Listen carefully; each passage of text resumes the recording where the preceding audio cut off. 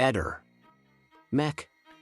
Pallister. Come abbiamo visto dalle indagini, Liliana utilizzava 2 cellulari, uno quasi solo per le ricerche internet e uno per le comunicazioni. Può essere che il 14 le volesse andare alla Wind perché uno di questi 2 cellulari non era più utilizzabile?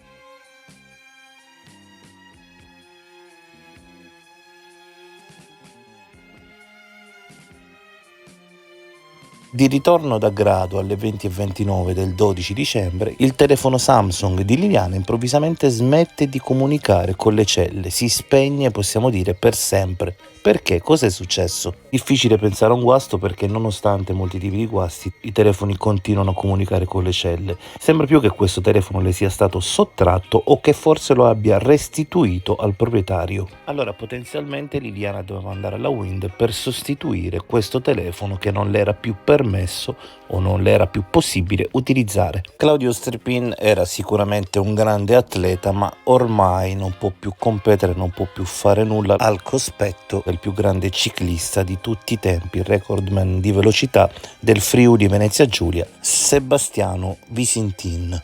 Eccolo, tifo da stadio. Un tifo da stadio calcistico, non molla sino al traguardo e poi si concede l'alzata delle braccia. Sebastiano ha davvero fatto il 14 il giro con la GoPro? Se noi andiamo ad analizzare le celle, le ultime 3 celle del suo famoso giro con la GoPro, come vedete da questa grafica, noteremo che lui le percorre in 7 minuti.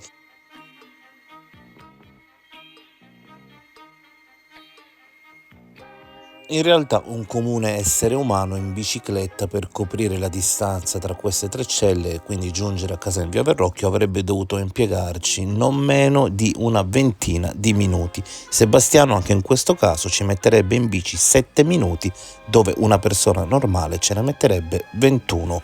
Oltretutto c'è la singolare coincidenza che i 7 minuti da lui impiegati corrispondono esattamente a quanto secondo Google si impiegherebbe a fare quel tragitto in auto, perché in auto secondo il navigatore ci vogliono esattamente quei 7 minuti. Viene quindi da pensare che in quel momento Sebastiano non è in bici ma è con la sua macchina E allora, nonostante le indiscusse doti ciclistiche di Sebastiano, viene difficile pensare che in quel momento stia davvero facendo il giro con la GoPro.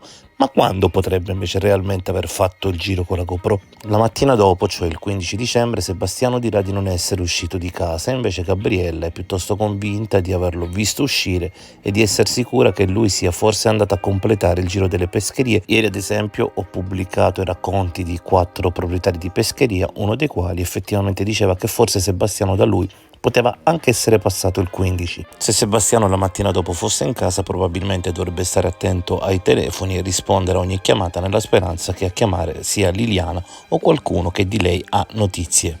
E invece, dopo aver risposto a una chiamata alle 11:01 di mattina, Sebastiano sembra sparire in quanto non risponde più al telefono, in particolare non risponde a una chiamata dell'amico Christian. Questa chiamata avverrà alle 12:02, quindi Sebastiano potrebbe non essere in casa perché non risponde all'amico. Tra l'altro poi alle 14:05 è proprio Sebastiano a chiamare l'amico. Questo cosa fa pensare? Che lui il 15 sia improvvisamente uscito lasciando naturalmente il telefono in casa, non ha quindi potuto rispondere alla telefonata di Christian e quando è tornato ha visto la chiamata e ha richiamato l'amico Christian. E la coincidenza sta appunto nel fatto che questa assenza e questo ritorno corrispondono al buco temporale necessario per la realizzazione in un orario compatibile del giro con la GoPro poi attribuito al 14. Con la semplice tecnica della disattivazione del GPS sulla GoPro e l'attribuzione manuale dell'orario ai frame video. E invece Claudio Serpin ci tiene a sottolineare che la cantina e la soffitta non erano dei tuguri, ma degli spazi assolutamente messi a nuovo e confortevoli. 10 o 12 metri quadrati a nuovo e con ogni comfort. Alla brutta faccia dei benpensanti, che sarebbe ora di ridimensionare con ogni mezzo. Cantina e soffitta, una cantina e una soffitta. Accogliere il Presidente della Repubblica vuol dire essere perfettamente pulite e in grado di, punto. Cioè, il modo di dire, spero. Il movente potrebbe essere economico. Abbiamo fatto un po' di conti. Le spese di Liliana e Sebastiano superavano le entrate ogni mese e di quel passo i soldi del TFR li avrebbe finiti nell'arco massimo di 2 anni.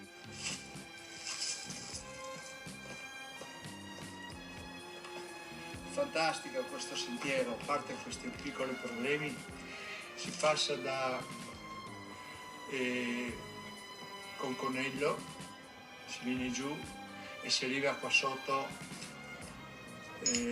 Padriciano, si passa sotto il ponte della strada, poi si costeggia tutto quell'altro monte e si arriva praticamente a Basovizza. Andiamo avanti.